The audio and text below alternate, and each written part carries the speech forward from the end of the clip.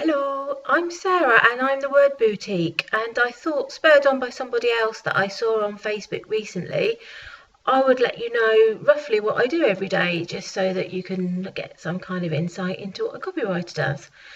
Okay, so this morning I worked on an article for a pharmacy magazine all about women's health. I got together lots of information from PR people and wrote that into a nice long 1,000 word article. And when I'd finished it, I then received something else from another PR company, which was supposed to be due in by last night, which was 2,500 words. And I had to try and somehow cut that down from 2,500 words into a couple of paragraphs that were to go into a 1,000 word article, which was already finished. So that was a bit of an interesting one. Once I'd finished that, I did a bit of social media sharing. I do some work for a company called Wings, who make really nifty little removable sleeves that you can add to your outfits. I published a blog post for them today.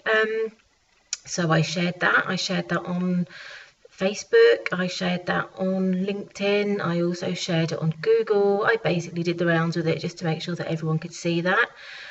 I looked into some videos that had been entered into a competition that I'd run for them. We had about half a dozen entries from bloggers, and I emailed the people from Wings with what I thought and who I thought should win. I haven't heard back yet, but that sounds like it could be a good one. And the prize is lovely. It's a fantastic hamper. I came up with the idea of that competition just to get more videos so that we could grow our social media reach and show how normal, real people use Wings, this fashion accessory, in their everyday fashion, how they use it in outfits, how it helps their confidence. So, we've had some really good responses to that, which has been fantastic. Once I'd done that, I did a couple of invoices. One of my clients is a little bit late paying one, and I think it's just the Easter holidays, so I just sent them a little email with this week's as well as last week's and asked them what work they had coming my way.